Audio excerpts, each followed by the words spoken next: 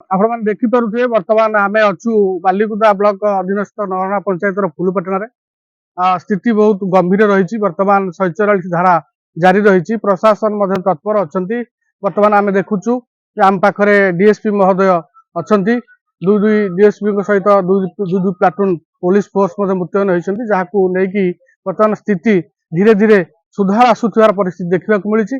जहाँ हूँ माँ कुतामचंडी आज थिला नूतन विग्रह प्रतिष्ठा दिवस एवं 23, 24, 25 रे माँ यही कार्यक्रम समापन हवा कथा।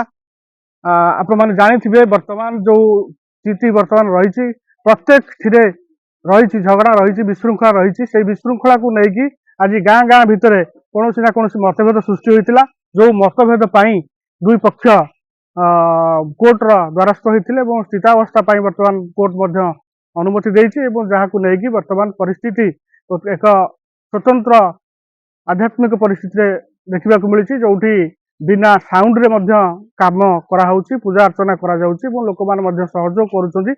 उभय पक्ष विषय आम बुझिलु जे कि वर्तमान परिस्थिति धीरे धीरे आगामी समय को एकत्र होबार सूचना मिली।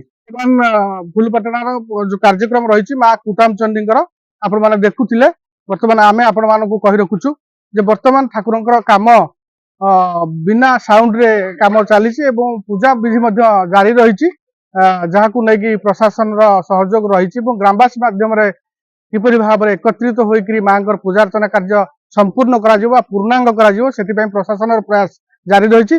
तथापि आम कहबू ये अंचल हूँ एक शांतिपूर्ण अंचल और उपकूलवर्ती अंचल ये मानसिकता भिन्न होता है जहाँ को नहीं मानसिकता भिन्न भितर द्वंद्व को कि भाव में बाहर करी वर्तमान स्वतंत्र कार्यक्रम रे समस्ते एकत्रित हेबे तार वर्तमान परिभाषा देखा मिली। आगामी समय माँ कुतामचंडी कार्य संपूर्ण भाव में संपूर्ण होबार संभावना रही जना पड़ी। बालिकुदा जगतसिंहपुर सुशांत कुमार रिपोर्ट ओडिशा भास्कर।